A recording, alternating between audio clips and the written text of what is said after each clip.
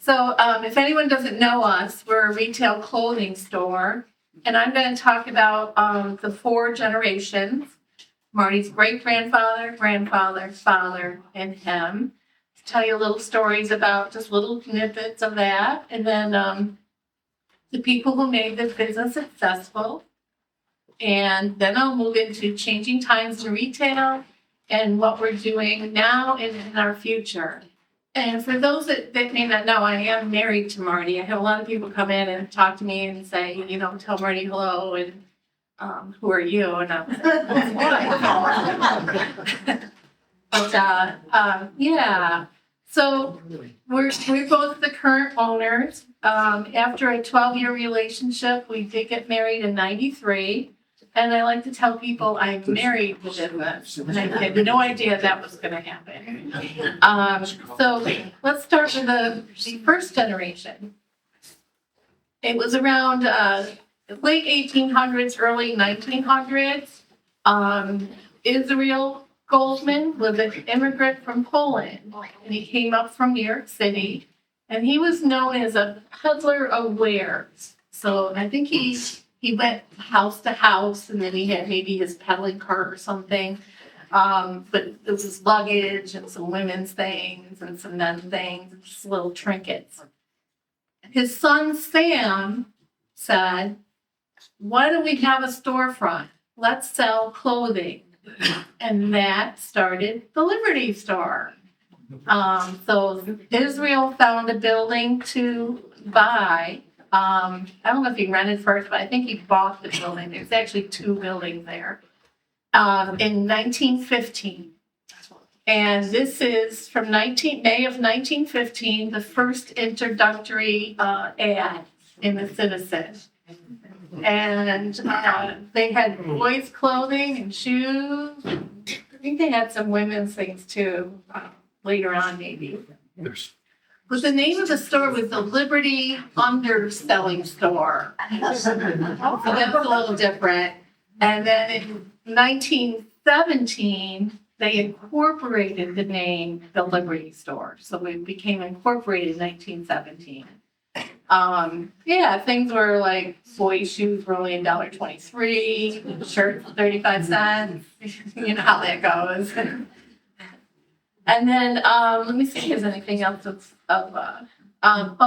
Israel Goldman was one of the first founding members of B'nai Israel, Jewish temple. That was it, yeah. So Israel passed the store on to his son Sam. So Sam became the second generation. He was married to Bertha. And Sam had a sister, Goldie, but I don't know any other siblings than that. But Sam's children were Ruth Goldman, Bill Goldman, Charles, Adele, and David. And I knew all of them except for Sam. I never met Sam, but I did meet his wife Bertha when Marty and I were dating. There's a couple pictures of Sam. So I have a couple pictures up here in the store. So that's nice to look at. And during that time, we have another ad here. So Sam had 5 children, and I don't know if they all worked in the store, but Sam always groomed Charles to be the next person to own the store. Ever since he was a kid. He did 40 hours in the store when he was 12, Marty said. Sam was known as a pretty tough guy.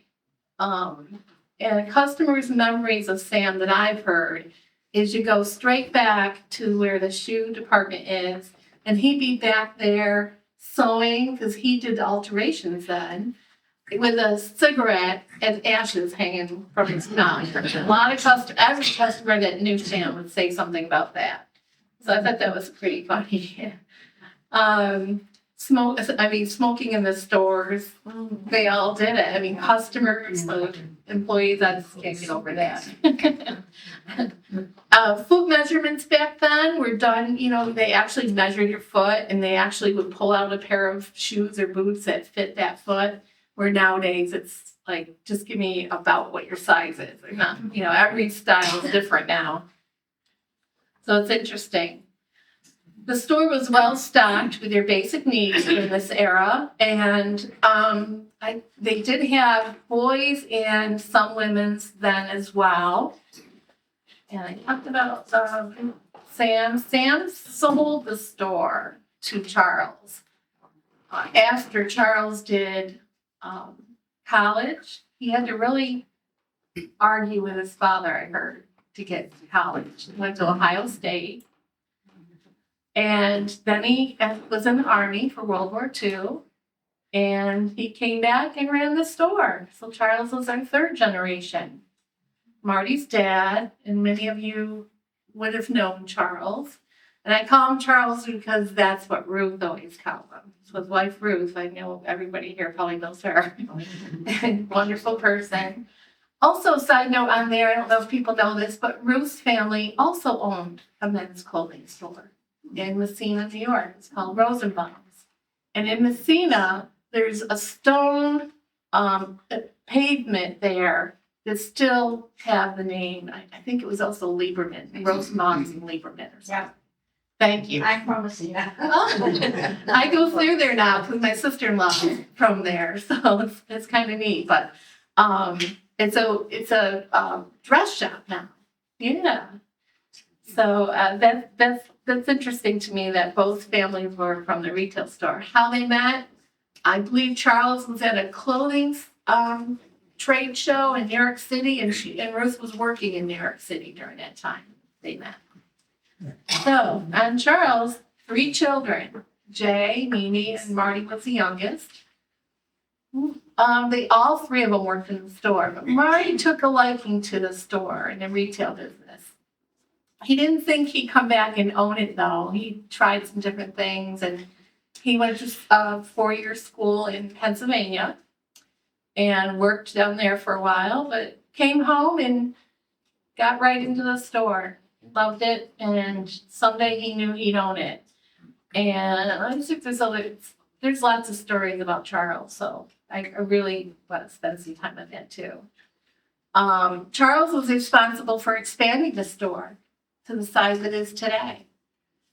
He was responsible for the facade of the store. And this is a picture of Marty's dad talking to a salesman. Just love talking to people, love the selling business. And yeah, there's a picture of the store. There's lots of pictures of the store in there. But he was responsible for really growing it to where it is. But if you think about the time that he owned it, the 70s, 60s, 70s, and 80s, we were it for a lot of people. I mean, a lot of people were in a lot of different stores, but people stayed pretty much in their communities then until the malls came. I know he expanded some of the type of merchandise that we sold, different clothing lines. One story was about having meetings with the Levi reps. We had to sell ourselves to the Levi reps in order to get Levi jeans and jeans and jackets at that time. And at that time, the Levi jeans were just the unwashed, the real stiff ones that didn't have the lines that they have today. So that was kind of neat. It was important to Charles to meet the needs of the customers. He'd always be like, well, I'll find it for you, or let me show you this, or, things like that. That was important to him, and he instilled that in Marty, and I'm still trying to get him out of that. So we don't need to go hunting for things anymore. It takes too much, but we had suits and pants, dress and casual, indoor, outdoor, all kinds of things. Very well stocked stores. You see some of the pictures show. A note here I have too is small retail businesses, as you know, for even farming and other businesses, it's long hours. Yeah, we were open maybe 5 days. We're open 7 days a week, but we still worked it. And Charles already remembers him coming home with paperwork, and at that time, bills were handwritten. You know, people put their purchases on accounts because, you know, farmers needed their wares now, but weren't going to have money till later. So we had accounts set up, and he handled it every month, every one of them. And then that time, I think we were open 6 days a week with some nights. During December, it was 7 days a week, open up the Sundays. And, you know, lots of meetings with salesmen. I don't know if you know this, but they would have to go to trade shows regularly. They're in Syracuse, they're making trips to New York City to meet with different salesmen who didn't travel up here through the store. Many did, but if you wanted to see some of the line, you had to go to them and do your ordering. Alterations. We still did full service alterations, only Charlie didn't pick up that part of it. So there was a woman upstairs on second floor, I don't know her name, but she did alterations, and then Dina came to town. How many people know Dina? And Dina did our dress wear mostly, and we'd take it to Dina and say, my customer needs it tomorrow, and she'll, okay, we'll do. Wonderful person. And Debbie Clarko did our jeans and work pants. And I think she did patches then too, because I wasn't on board yet. I worked somewhere else. Let's see. Charlie also felt it was important to take care of his employees. Where few businesses did profit sharing, 401k, and health insurance. Charlie provided that for all his employees, and during that time, it was 8 to 10 employees. So that was important to him, and it's just amazing because he instilled that into Marty as well. Yeah, deliveries. We did deliveries to homebound customers, or someone said, I really can't get in. We delivered.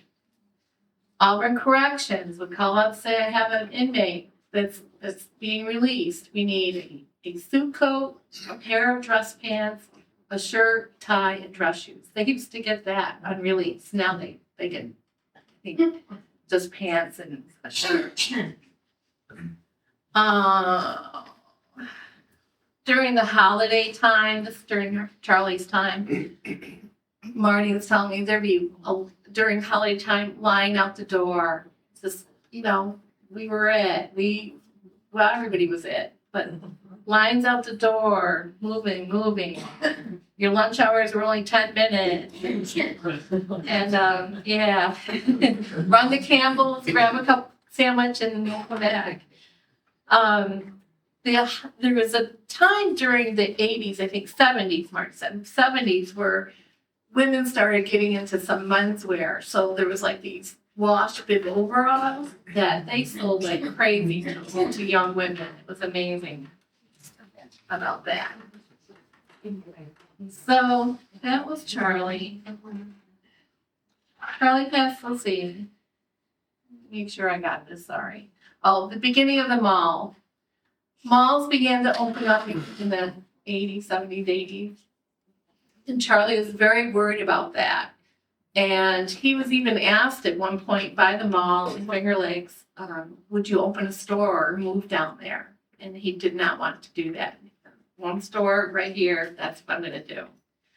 And he hung in there and did his business as usual and did very well, just stuck with it. And as many of you know, we also rented tuxedos, so that was a large part of our business. During Charlie's day, there was limited places to go for tuxedos. And to know about that is, at that time, our tuxedo company was in Boston, called Hub Tuxedos. And if they something came in wrong and we had to get something different, Charlie would fly to Boston. And that was on a regular weekend basis. He'll get that in and bring it back. I can't get over that. And then with the expansion of tuxedo business, it was a trip to the bus station. Back then, there wasn't the overnight that we have here. You couldn't ship something overnight and get it right away. So that's why you had to go. So that was interesting. He would always be stressed every holiday season. Am I going to get my year successful year? I got to do this. I got to do that. But he always did fine. Parking. There's a picture here of Charlie outside when they changed the parking out front. And he wanted to move along. Never fast enough. Let's get going. Let's get this job done. So that was kind of funny too. When the bridge closed a couple times, he was all worried about that. It's gonna kill my business. What are you guys doing? But it turned out to be a good year. More parking. Many of you may remember there was a threat of the dam breaking. Yeah. Yeah. In 72. Yeah. All the employees. It was also during tuxedo time. All the employees came in and moved stuff up to the second floor. I mean, as you know, we're right there, ground zero. So that I can't imagine doing because I've been part of the moving things up and down the stairs, and that's not fun. But I like to say a large part of our history and success is primarily due to Charles and Ruth. Ruth was our business ambassador. She told everybody about us. And come in, you got to go there. And Charles was very smart and dedicated. Charles passed on the business to Marty, and Marty became owner in 1985. So 41 years. And we bought the building from Charles. And that was after, like I said, believe I said Marty finished his college years. So his dad's advice was keep your eye on the business. Meaning be aware of every aspect, not be absent, and go after it. And like his father, Marty worked long hours. He wanted to make his father proud. He was always like, I got to do this. My dad would want me to do this. Or my dad's going to write me a note saying I didn't do this. And advertising, even, as you saw, the earlier advertisement was always a strong part of retail business. Charles and before that, a lot of radio ads were done. The newspaper ads. And Marty expanded the billboard ads. So I've got one here. So the billboards he put at every corner of the city. So north, south, east, west, Marty had billboard. And he had to book those ahead of time. So he always had it certain times a year. And if you're lucky enough that someone didn't book it the next month, you got an extra month. So that was nice. Let's see. Like his dad, Marty really enjoyed being the business and talking with customers and sharing stories. And so it's kind of strange he won't do this, but he'll do it, one-on-one, but he won't do something like this. And I like to make another note about that. As I was asking him questions about, I want to make sure I got Israel and Sam right the best I could, some stories about his dad. He just became animated with all kinds of stories. It was just amazing. He's like a little kid. It's fun to watch. His contributions to the further success of the buildings was expanding who our customers were.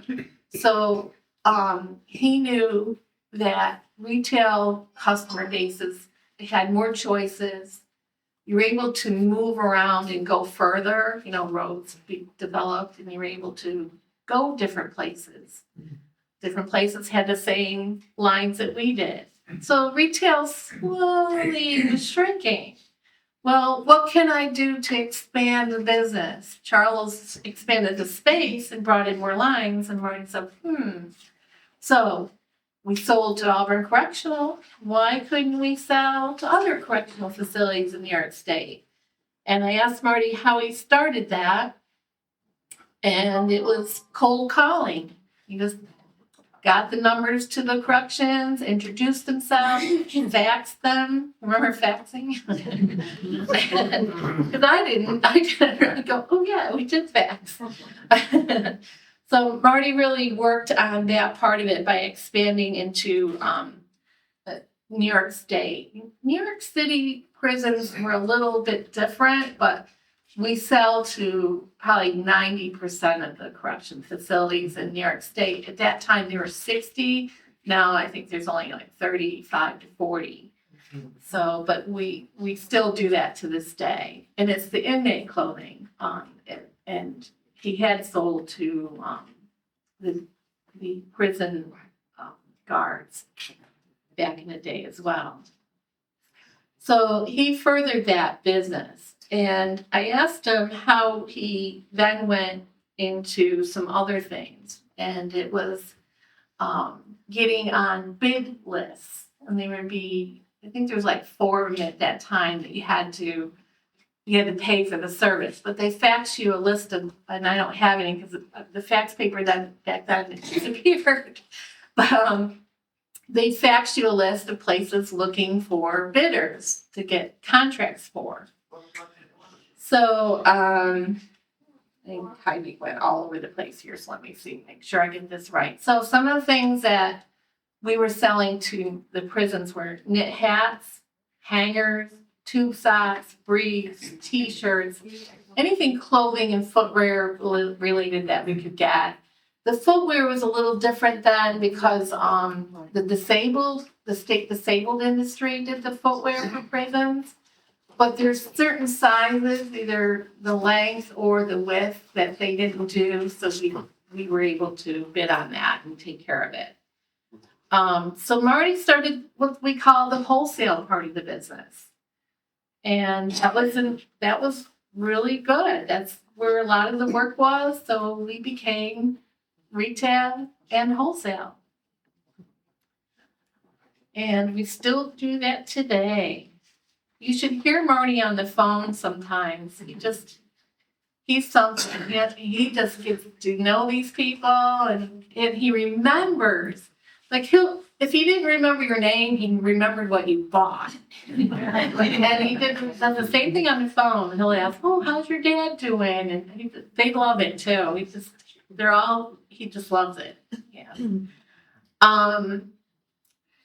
In order to get the pricing in order to win bids and get the pricing that prisons wanted, we had to go to what's called off-price trade shows.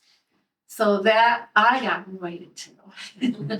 I got to go to New York City a few times to those, and Nevada, Las Vegas had some off-price shows. And we met people. We made connections with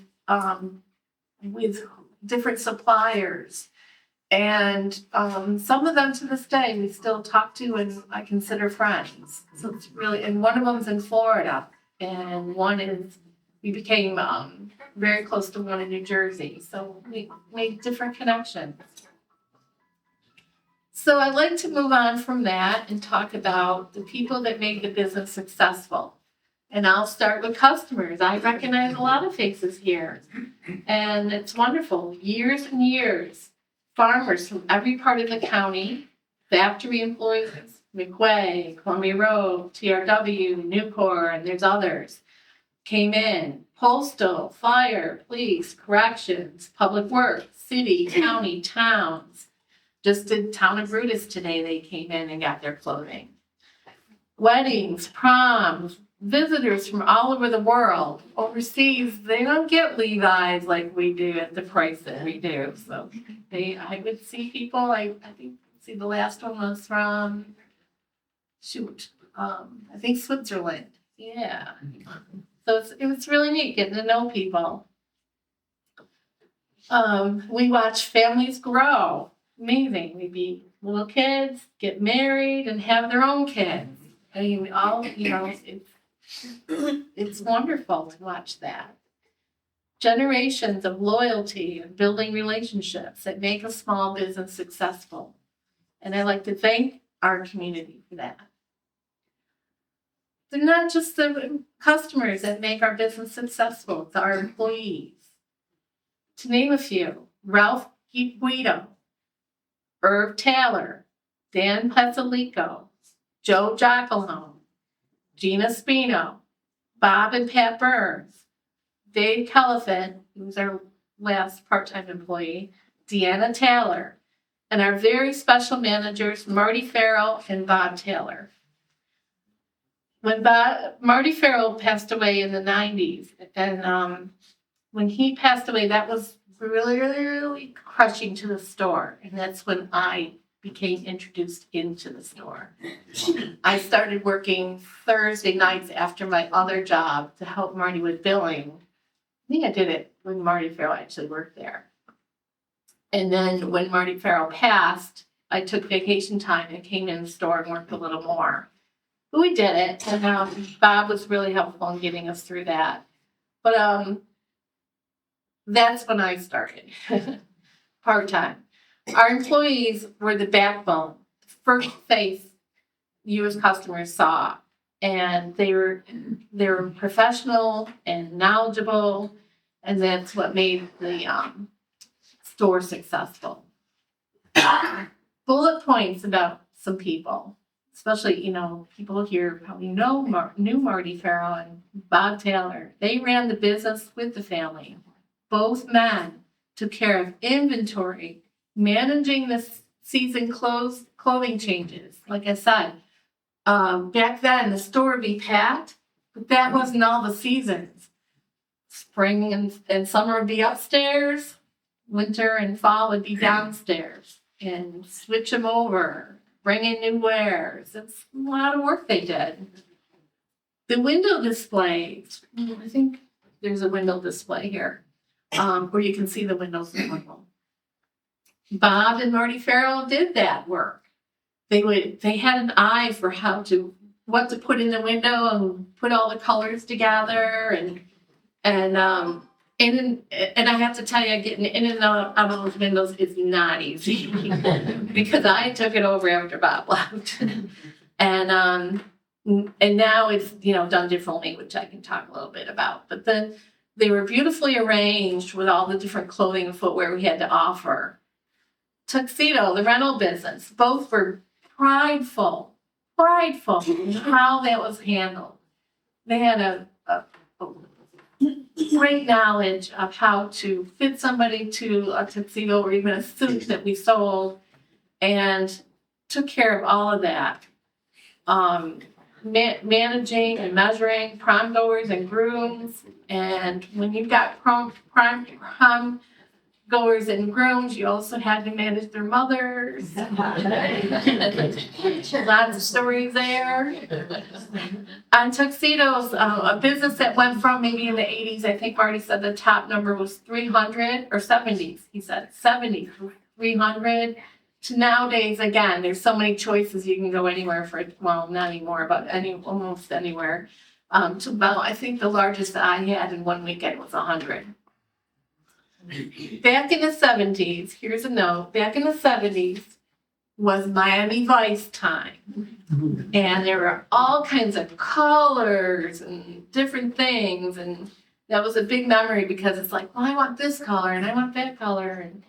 And so it was a very popular. And here, I happen to find this because I'm starting to clean my junk area. It's a picture of Bob Taylor and Marty Farrell. Bob's in a tuxedo and Marty's next door in the store. So that's up here. It was just, I would show Bob their shit. But there it is. Bob retired in 2014. And I'll be talking more about that. Bob and Marty, Marty Farrell was manager, and then when he passed away, Bob became our manager. But both took trips to New York City and the Syracuse buying shows.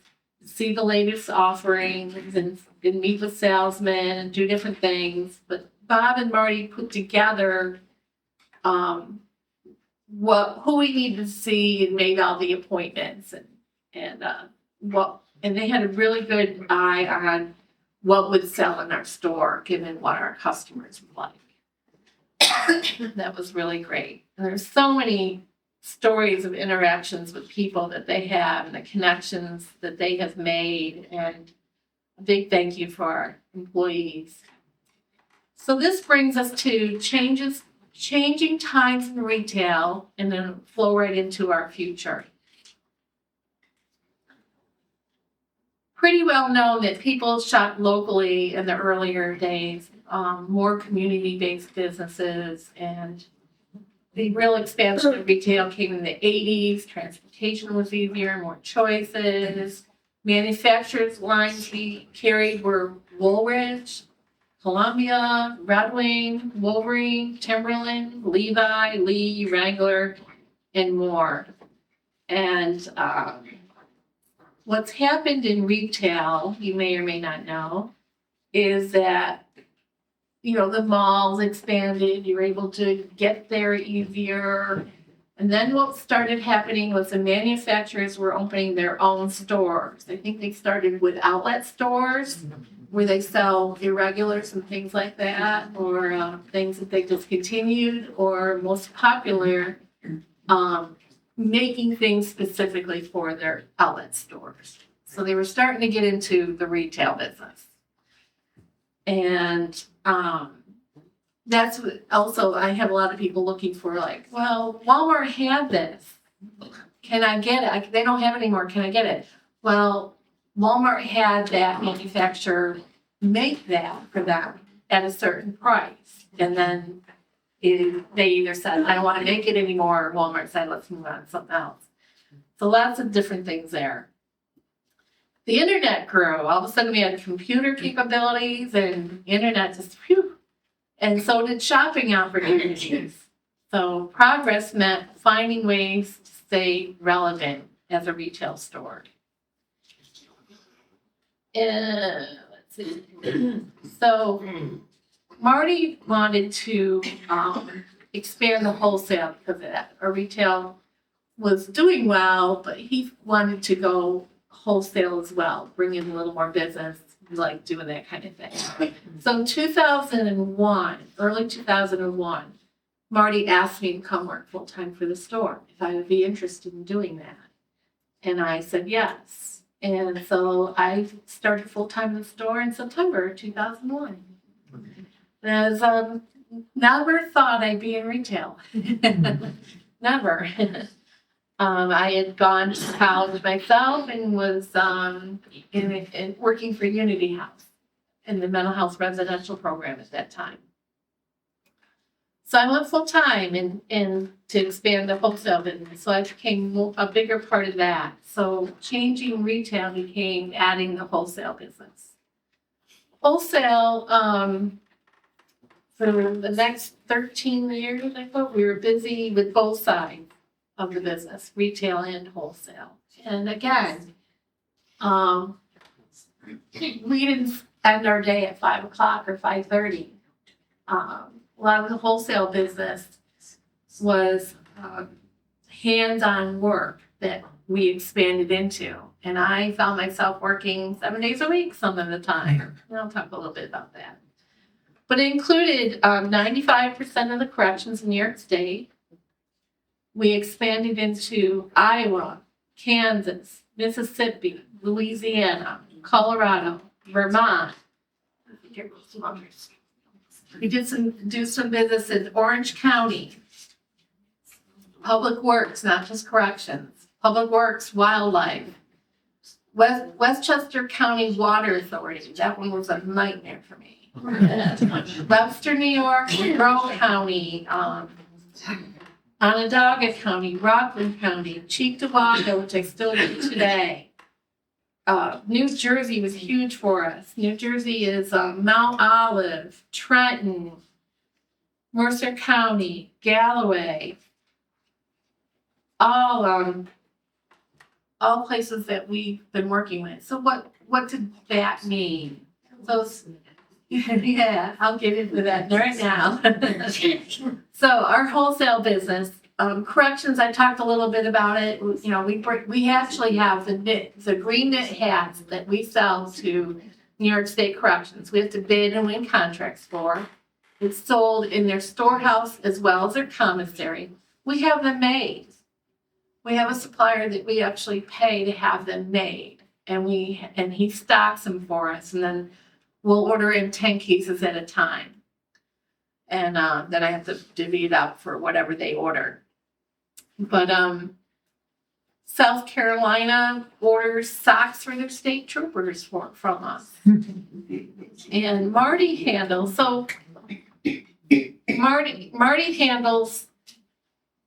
mostly corrections. Anything that's from point A to point B, Marty handles. He does the easy stuff. So my job with wholesale, I have, and this is where we're at now. I will have orders. I win the contract. I bid it. I price it out. I win it. Some of them just say, go for it, Wendy. Give me today's prices. I get orders in. This is a sample order. This is an order sheet for an employee. Because my part of the wholesale is public works. Each employee orders what they want, what they are allowed through the union or whatever they do. I put it together. I order it. Some of it gets screen printed. I brought a sample. Some of it gets embroidered. We work with different embroiderers and screen printers to get that done. We have to have a certain pricing to meet our needs. We bring it all back in. I make sure if they get boots or pants, anything else ordered. Put out my big tables. Put it together per person. Wrap it up. Pack it per department. And I ship it and bill it. And it's a lot of hands-on work. And I have, I think, 5 that I do per year starting this year. Last year, I dropped one that was huge. And it keeps me busy. I mean, that keeps me busy because sometimes putting these orders together, you don't want to make a lot of mistakes. So I do that at home. I don't do it because once you're interrupted with customers, it's not fun. So concentrate on my customers. So I brought a sample up here. You can see some of my orders and what we do here. That's a sampling. But I've gotten to know and build relationships with who I work with there. Some of our customers in the past, when we had a full retail space, got a little irritated around November if I had too much going on because the store would be packed with clothing for retail, but also packed with wholesale. So sometimes it got a little frustrating, but we got through it. The other thing I do is when I came on full time, we still use Debbie for some of the jeans and work pants, but then I started to take that on because Debbie started working full time for the county in elections and couldn't do all our work as quick as our customers wanted. And so I picked up that work. So I did it at home after hours. I picked up sewing on patches. Got to like that. So we expanded into finding who we could also do sewing on the patches. So we would go out for those bids and win contracts. One of the biggest ones I do right now is Los Angeles County, California. Yeah. I just finished from September to January was my last one. They stock right up. I did a little over 2,000 shirts. They're split up into, I think, 5 orders, but they sent me the patches. We ordered the shirts in, and I be sewing at home. Hauling the boxes in, hauling them back. So, yeah. So that's, 7 days a week. Yeah. I know, I forgot to bring them, but they get it on the sleeve. It's just a patch that says Los Angeles County Public Works. Yeah, like you see in corrections, or policemen, they have a patch on their shoulder, similar to that. and I'd sew it on with a regular sewing machine. And I have a heavy duty machine I do the jeans on. No, but I never picked up on dress clothing, so that was one of the reasons why we got rid of dress clothing when Dina retired. So I talked about when Bob retired. It was like, what direction do we really want to go? Because Bob was, a huge part of our business, an employee. So we became 2 full-time and 2 part-time employees. It was Marty, myself, Deanna, his wife, and Dave, who we hired on. Dave was a customer, I believe, for a while and showed some interest. He had retired from somewhere. But after a year or so after Bob retired, we decided to look at slowing down and reducing the store so it was more manageable for 2 full-time employees and 2 part-time employees, and keep the wholesale business going, which Marty and I did. So that meant less wholesale and less retail.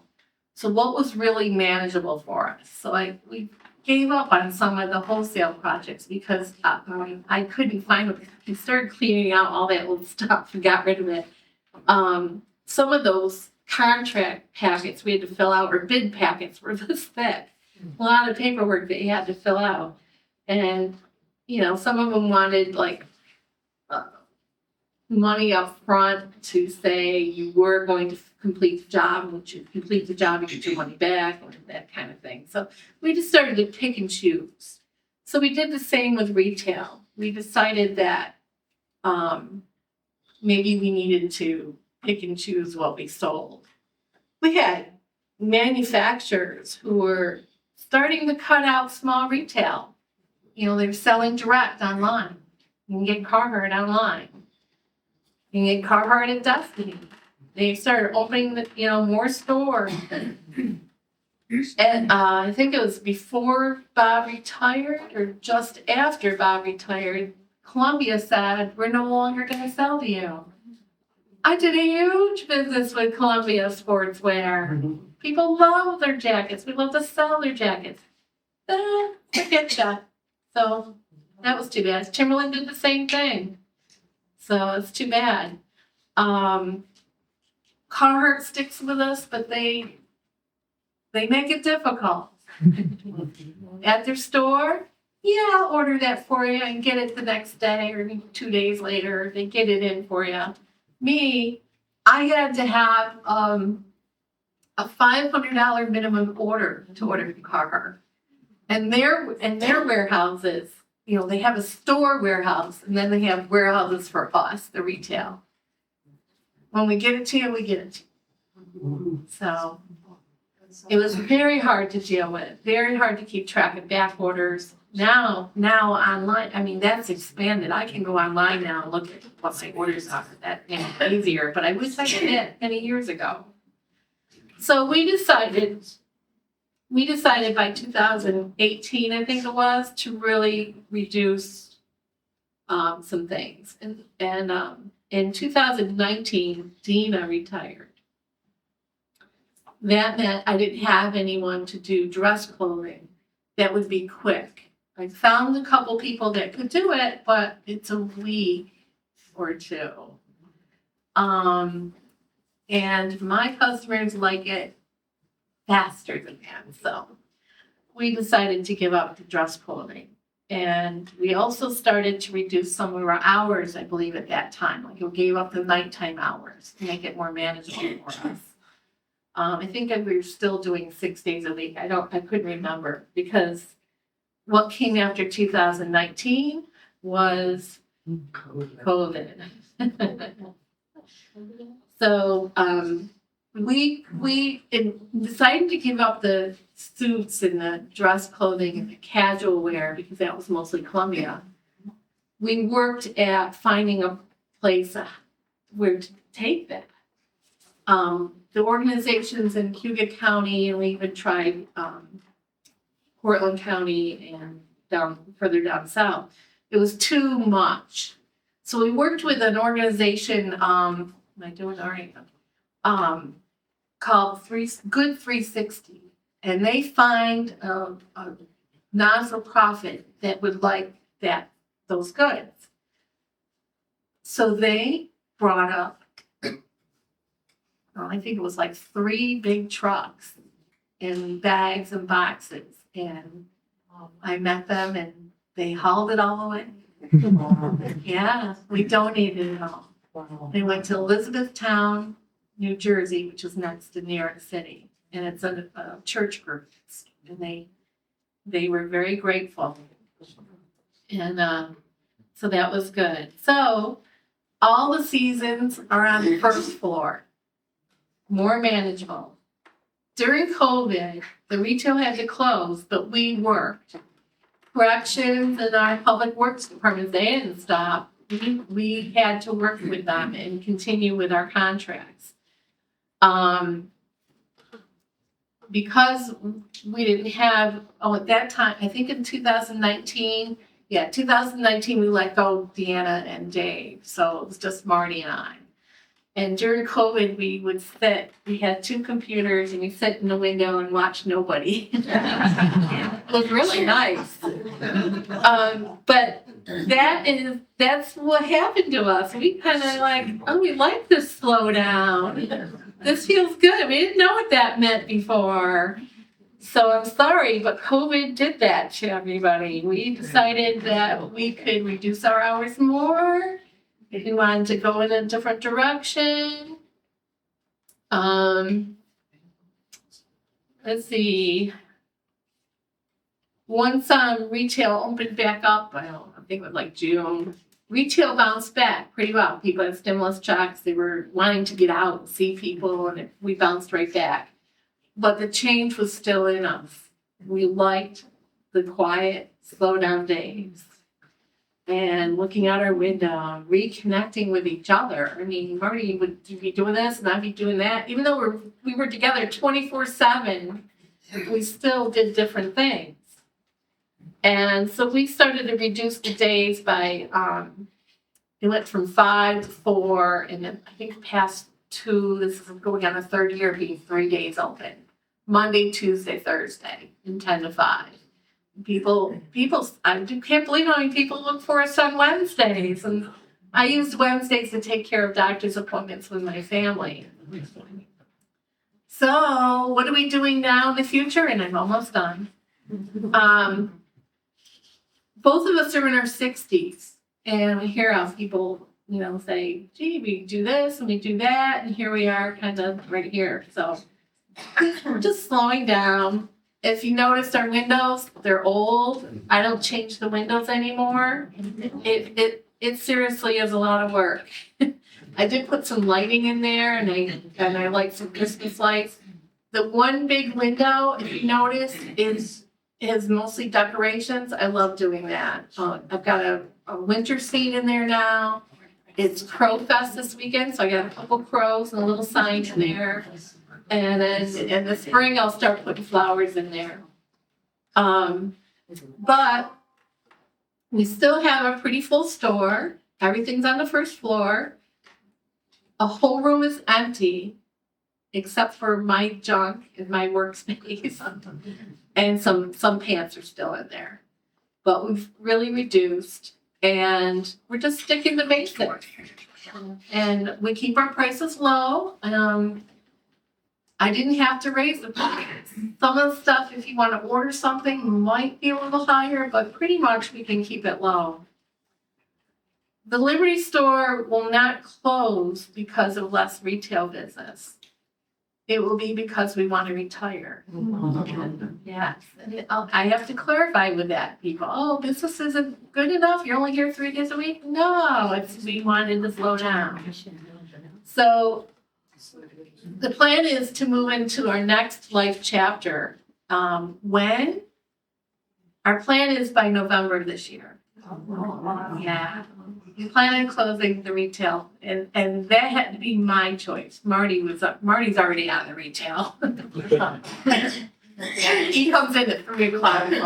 I come in at 10. He comes in at 3. But yeah, we're ready, and this this will be it. This year will be it by November. And until then, we are open for business. Our hours are listed on our phone answer machine because it is hard to remember what day they open. I have done special hours for people because I'm there doing a class online on Saturdays. I'll say, oh, come in between these hours. I'm here. So I'm very grateful for this opportunity to present the information on 4 generations, 110 years. Wow. 110 years in the same family and being a part of the family. I mean, they just welcomed me in and just wonderful people. And I've gotten to know most of them and they're spread out all over the place. And again, in asking Marty questions, because I wanted to get it right, just lit him up and was telling me all kinds of things. And just remembering his dad and mom were just great, you know, and I don't know if people know this, we only lived a block apart from his parents. We're very close. But thank you on behalf of the Goldman family and for 110 years of serving our community. Thank you.